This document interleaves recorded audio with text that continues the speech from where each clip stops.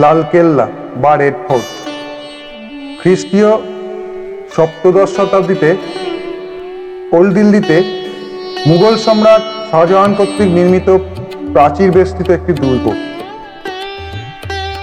1857 সাল পর্যন্ত এই দুর্গটি ছিল মুঘল সাম্রাজ্যের রাজধানী। এরপর ব্রিটিশ ভারতীয় সরকার মুঘল সম্রাট দ্বিতীয় বাহাদুর শাহকে নির্বাসিত করলে ভারতের রাজধানী কলকাতায় স্থানান্তরিত হয়। 1947 সাল পর্যন্ত ব্রিটিশরা এই দুর্গটিকে একটি সামরিক ক্যাম্প হিসেবে ব্যবহার করত। বর্তমানে এটি একটি জনপ্রিয় পর্যটন কেন্দ্র এবং ভারতীয় প্রজাতন্ত্রের সার্বভৌমত্বের একটি শক্তিশালী প্রতীক।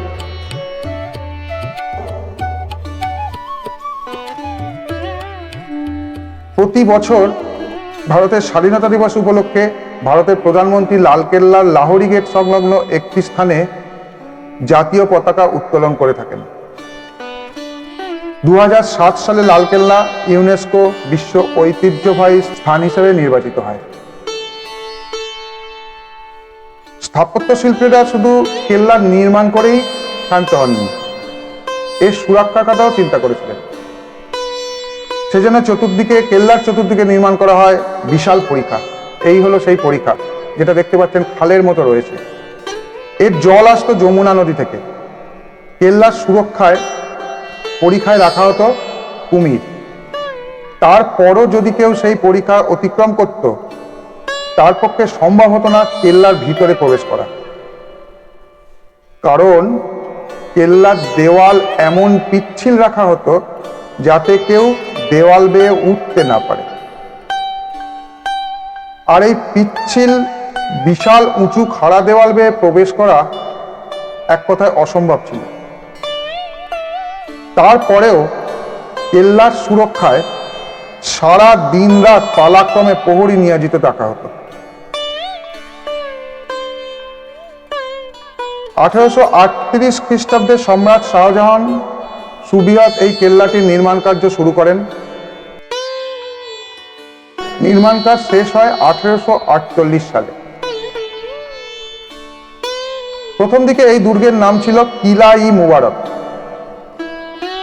কারণ এই দুর্গের সম্রাটের পরিবারবর্গ বাস করতেন। দুর্গটি যমুনা নদীর তীরে অবস্থিত। দুর্গের উত্তর পূর্ব কোণের প্রাচীর সালিমগড় দুর্গ নামে অপর একটি প্রাচীন দুর্গের সাথে সংযুক্ত। 1546 সালে ইসলাম শাহ সুরি এই প্রতিরক্ষা দুর্গটি নির্মাণ করেছিলেন। লালকেল্লার পরিকল্পনা ও সাজসজ্জা শাহজাহানের শাসনকালে মুঘল স্থাপত্য ও চিত্রকলার উৎকর্ষের একটি গুরুত্বপূর্ণ নিদর্শন। প্রকৃতপক্ষে লালকেল্লা ছিল দিল্লি ক্ষেত্রের সপ্তম নগরী তথা শাহজাহানের নতুন রাজধানী শাহজাহানাবাদের রাজপ্রাসাদ। দুর্গের প্রধান দুটি দরজা, দিল্লি গেট আর লাহোর গেট। আমরা ঢুকলাম লাহোর গেট দিয়ে। লাহোর গেটই হলো প্রধান দরজা। এই গেটটি পাকিস্তানের লাহোরের দিকে মুখ করে দাঁড়িয়ে আছে বলে এইরকম নাম। এই গেটটি ঢুকলে লম্বা আচ্ছাদিত বাজার পথ পড়ে, যেটা এখন আপনারা দেখতে পাচ্ছেন। পথের দুদিকের দেওয়াল দোকানের মতো করে স্টল দিয়ে সাজানো। এই বাজার সম্রাট শাহজাহানের আমলেও ছিল। তখন আবার শুধু গ্রাউন্ড ফ্লোর নয়, ফার্স্ট ফ্লোরেও দোকান বসত। বিভিন্ন রকম বিলাসদ্রব্য, মণিমুক্ত, প্রসাধন সামগ্রী ইত্যাদি সেই সময় বিক্রি হতো। চত্বাচক ধরে সোজা এলে উত্তর দক্ষিণ পথ পাওয়া যায়। এই পথটি আসলে দুর্গের পশ্চিমের সামরিক ক্ষেত্র ও পূর্বের রাজপ্রাসাদের সীমানা। এই পথের দক্ষিণ প্রান্তে অবস্থিত দরজাটি হলো দিল্লি গেট। লালকেল্লার অলঙ্করণ ও শিল্পকর্ম অতি উচ্চমানের।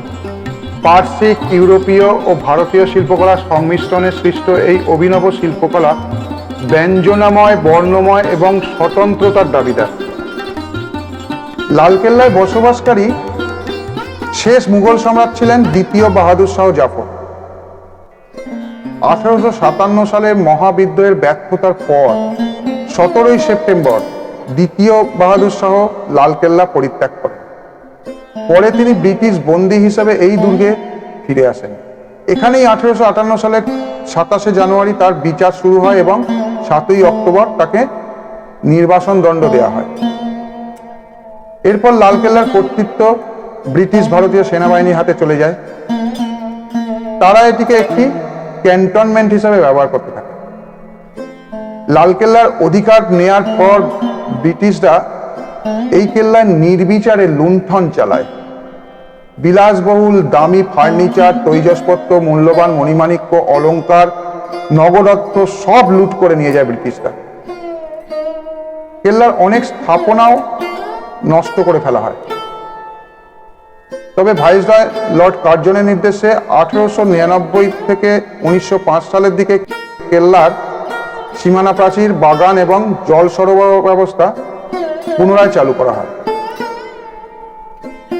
1945 সালে আজাদ হিন্দ ফৌজের পরাজয়ের পরে লালকেল্লাতেই যুদ্ধবন্দীদের বিচার হয়েছিল। এটা হলো নহবত খানা।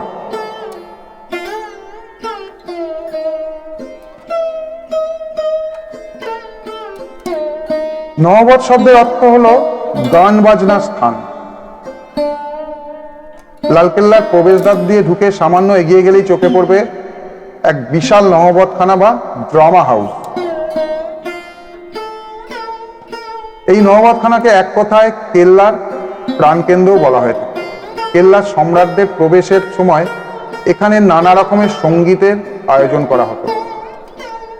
সঙ্গীতের সুরমূর্ছনায় মহা সমারোহে সম্রাটদের স্বাগত জানানো হতো।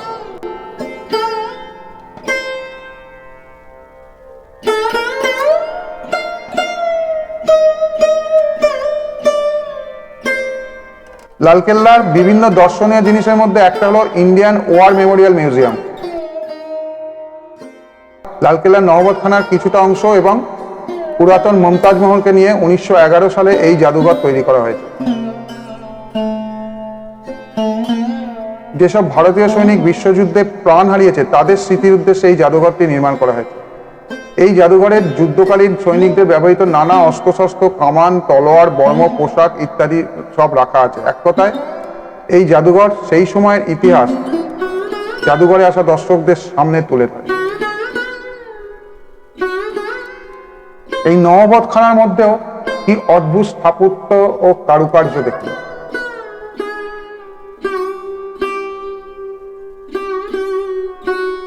এই লালকেল্লা একদিন গোটা দিলে তবে সম্পূর্ণ ঘোরা সম্ভব হয়। দিল্লি ভ্রমণ অনেকে করেন, কি টোটাল দিল্লিতে যতগুলো দেখার জায়গা আছে সবকটা জায়গা একদিনে কভার করে দেয়। ওখান থেকে টুরিস্ট বাসও ছাড়ে দিল্লি ভ্রমণ হিসেবে, পার হেড 500 টাকা এরকম কিছু একটা নেয়। কিন্তু তাতে কি করে হবে, এখানে ঢুকতে গিয়েই তো সময় লেগে গেল অনেকটা, প্লাস আমরা সারাদিন ঘুরেছিলাম। আমরা নিজেদের মতো ট্যুর করেছিলাম, সেই ব্যাপারে আপনাদের পরে অন্য ভিডিওয়ে বলবো। বেস্ট হলো মেট্রোয় করে যাওয়া। লালকিলা বলে মেট্রো স্টপেজ আছে, স্টেশন থেকে বেরিয়ে সামনেই লালকেল্লা। আমরা টোটাল দিল্লি ট্যুরটা করেছিলাম মেট্রোয়। ম্যাপ দেখে জেনে যাবেন কোন জায়গায় যেতে হলে কোন মেট্রো স্টেশনে নামতে হবে, আপনি গুগলে সার্চ করলেই পেয়ে যাবেন। আমি পরবর্তীকালে অন্য একটা ভিডিও আপনাদের জানিয়েও দেবো সেই বিষয়ে। যদি আপনি সত্যিকারের ইতিহাস জানতে চান, সেই আমলের কারুকার্য, স্থাপত্য শিল্প নমুনা দেখতে চান, চাক্ষুষ করতে চান, তাহলে আপনাকে একটা দিন রাখতে হবে শুধুমাত্র এই লালকেল্লার জন্য। অনেকে অনেক কথা বলবে, সব কথা কভার করা যায়, কিন্তু তাতে কি করে হয়?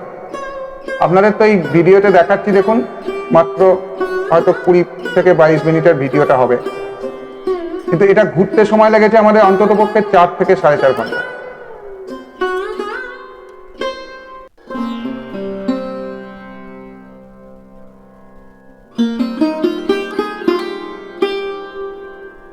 যদি সম্পূর্ণরূপে এক্সপ্লোর করতে চান তাহলে এই সময়টা আপনাকে দিতেই হবে।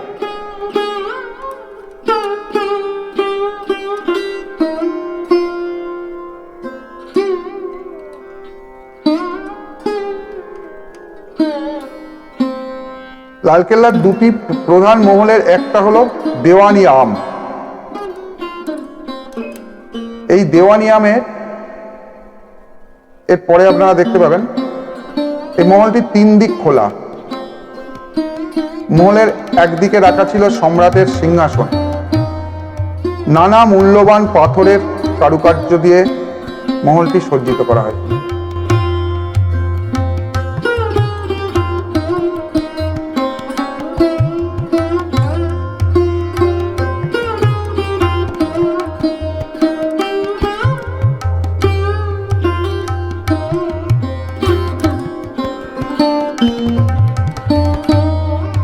এই হলো দেওয়ানি আম।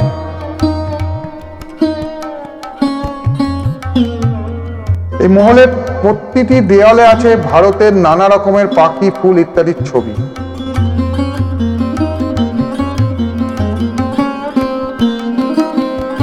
মহলের সম্রাটের বসার আসনটি ছিল মণিমুক্ত সোনার উপরে কারুকার্য করা। যদিও এখন সেই সব মণিমুক্ত আর দেখা যায় না, ব্রিটিশরাই সব চুরি করে নিয়ে গেছে, লুট করে নিয়ে গেছে বলা যায়।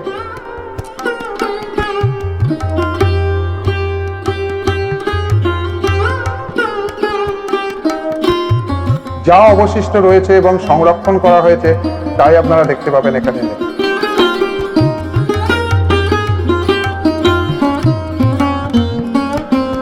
শুধুমাত্র ভাস্কর্যের নেশায় সম্রাট এই মহল তৈরি করেননি। সম্রাট শাহজাহানের রাজত্বকালে এই মহলে অনেক গুরুত্বপূর্ণ কাজকর্ম হতো। এই মহলকে বলা হতো সর্বসাধারণের সভাগৃহ। এই মহলে বসেই সম্রাট প্রজাদের কথা শুনতেন। সম্রাট তার নিজের সিংহাসনে বসতেন।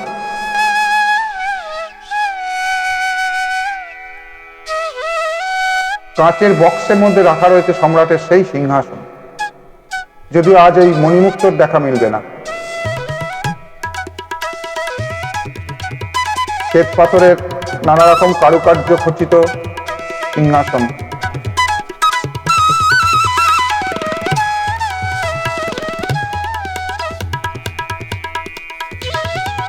প্রজাদের জন্য আলাদা ব্যবস্থা থাকতো বসার জন্য। প্রজারা নিয়মিত সেখানে উপস্থিত থাকতেন। সম্রাট তার প্রজাদের নিয়ে এই মহলে নিয়মিত সভা করতেন।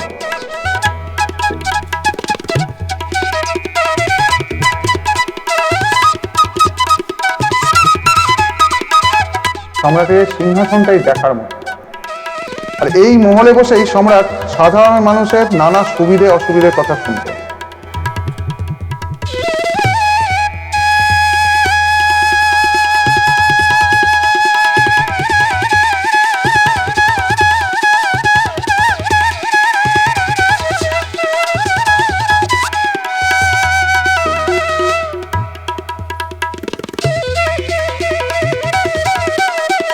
এখানে অনেক মহল আছে, খাস মহল, দেওয়ানি খাস, রংমহল।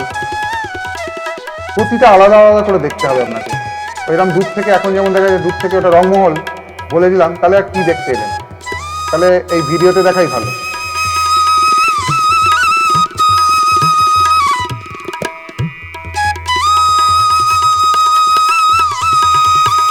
ডান দিকেরটা যেটা দেখা যাচ্ছে এখন তো রংমহল, আর বাঁ দিকে দেওয়ানি খাস। আচ্ছা, সোজাসুজি যেটা হলো খাস মহল, এটা সম্রাটের ব্যক্তিগত প্রাসাদ। এই প্রাসাদের সামনে ফাঁকা জায়গায় পশুর লড়াই হতো, যেমন হাতি আর সিংহের লড়াই। রাজ পরিবারের এন্টারটেনমেন্টের জন্য এইরূপ লড়াইয়ের আয়োজন করা হতো।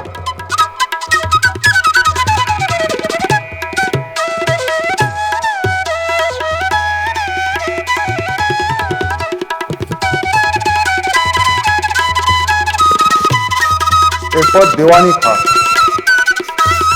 লালকেল্লার মধ্যে দ্বিতীয় মহলটি হলো দেওয়ানি খাস। অপার সৌন্দর্য ও মন ভোলানো ভাস্কর্যের তৈরি এই মহল।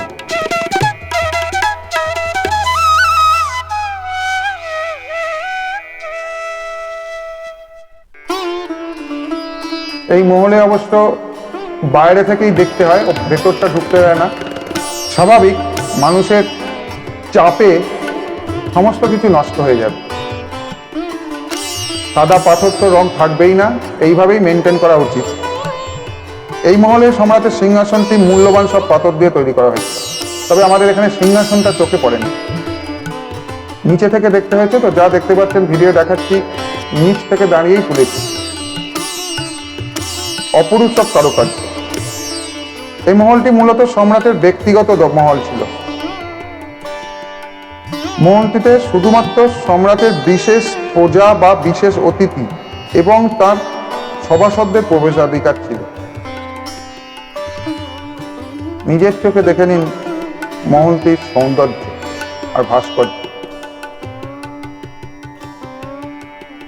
এখানে বসে সম্রাট তার সভাসদদের নিয়ে নানা গুরুত্বপূর্ণ আলোচনা করতেন, বিভিন্ন বিষয়ে তাদের মতামত শুনতেন এবং সেসব মতামত পর্যালোচনা করে নিজের দিক নির্দেশনামূলক বক্তব্য রাখতেন।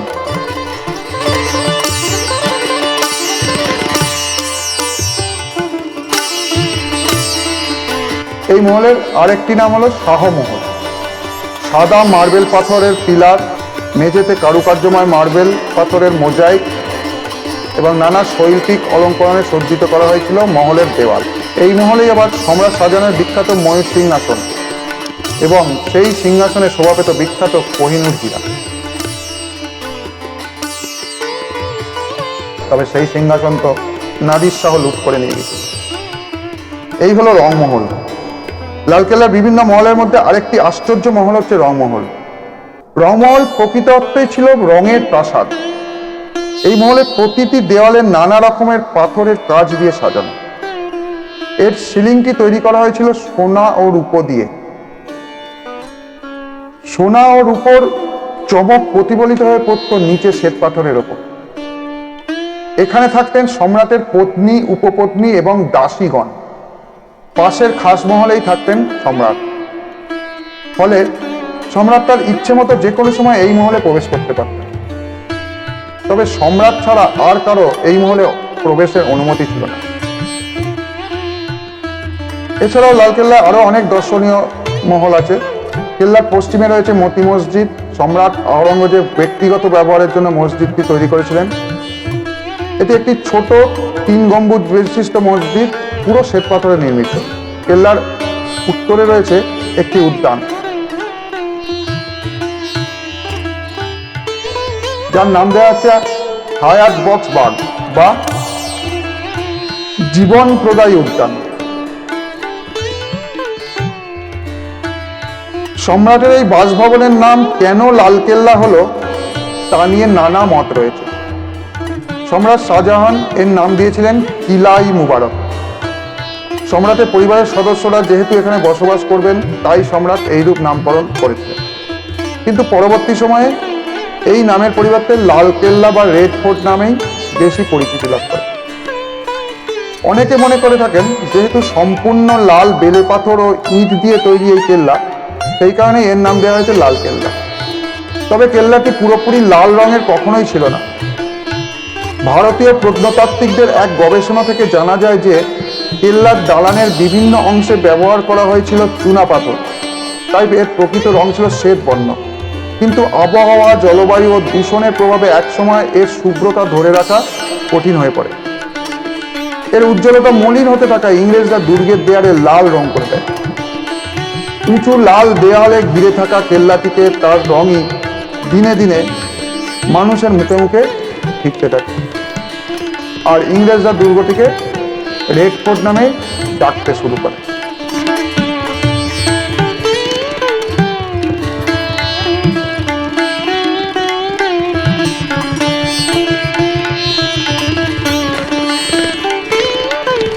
তবে আপনাদের বলবো, দিল্লি বেড়াতে গেলে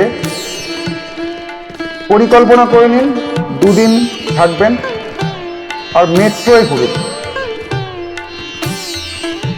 বাই রোড প্রচন্ড জ্যামজট হয় দিল্লিতে। সেন্ট্রাল সেক্রেটারিয়েট ওই দিকটা কিছুটা ফাঁকা থাকে, তাছাড়া ওল্ড দিল্লি সাইডটা তো প্রচন্ড জ্যামজট। মানে এমন জ্যামজট, লালকেল্লার সামনেটা আমরা মেট্রো স্টেশন থেকে বেরিয়ে রোড দিয়ে হেঁটে যে একটুখানি গিয়ে যাব, ফুটপাতের ওপরে তো জ্যাম, ফুটপাত থেকে নামতে পারছি না, এত জ্যাম রয়েছে। টোটো থেকে শুরু করে, বাস থেকে শুরু করে, প্রাইভেট কার থেকে শুরু করে, টু হুইলার থেকে শুরু করে সবাই দাঁড়িয়ে। তাই বলবো সবসময় মেট্রো ট্রাভেল করার চেষ্টা করুন। এই সম্বন্ধে আমি পরবর্তীকালে ভিডিও আনবো যে মেট্রোয় কিভাবে ঘুরবেন। সময় নিয়ে ঘুরতে হবে। কুতুব মিনার একদিন গোটা লাগবে, লালকেল্লা একদিন গোটা লাগবে, বাকিগুলো আপনি ভাগ করে দেখতে পারেন। সন্ধ্যের দিকে কিছু জায়গা যাওয়ার আছে। আমি এর পরের ভিডিও আনবো কুতুব মিনারে, সেটাও দেখবেন এক অদ্ভুত স্থাপত্যের নিদর্শন। এই জাদুঘরে মানে এই মিউজিয়ামে মোটামুটি ভাবে বিভিন্ন আমলের সম্রাটদের জিনিসপত্র, ব্যবহৃত জিনিসপত্র, অস্ত্রশস্ত্র, পোশাক এইসব রয়েছে। আর আগে যে জাদুঘরটার কথা বলা হলো, ওয়ার মেমোরিয়াল মিউজিয়াম, ওটা কিন্তু আলাদা। ওটার জন্য আলাদা করে টিকিট কেটে ঢুকতে হয়। লালকেল্লায় ঢোকার জন্য যে টিকিট কাটবেন সেই টিকিটেই আপনি এই মিউজিয়ামটা দেখতে পাবেন।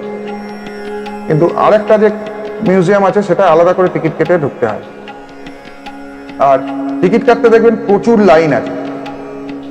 লাইনে দাঁড়ালে 1-1.5 ঘন্টা লাইনেই লেগে যাবে যদি সেরকম সিজনে যান। তাই জন্যে এখন প্রত্যেকের হাতে স্মার্টফোন আছে। জাস্ট গুগলে একটা সার্চ দেবেন যে red fort Delhi ticket booking, শর্টে এরকম একটা সার্চ দেবেন, পেয়ে যাবেন। আর্কিওলজিক্যাল সার্ভে অফ ইন্ডিয়ার সাইট পেয়ে যাবেন, সেখান থেকে টিকিট বুক করে নেবেন। ইউপিআইয়ের মাধ্যমে পেমেন্ট করে বুক করে নেবেন। আমি সেটাই করেছিলাম। আমার কোনো সাইট জানা ছিল না, জাস্ট গুগলে সার্চ করেছি, যেখানে যেখানে গেছি গুগলে সার্চ করেছি ticket book, online ticket booking বলে এসে গেছে, সেখান থেকেই আমি টিকিটটা বুক করে নিয়েছি। এবার সেটা মোবাইলটা ওখানে দেখালেই হবে টিকিট যেখানে চেক করতে।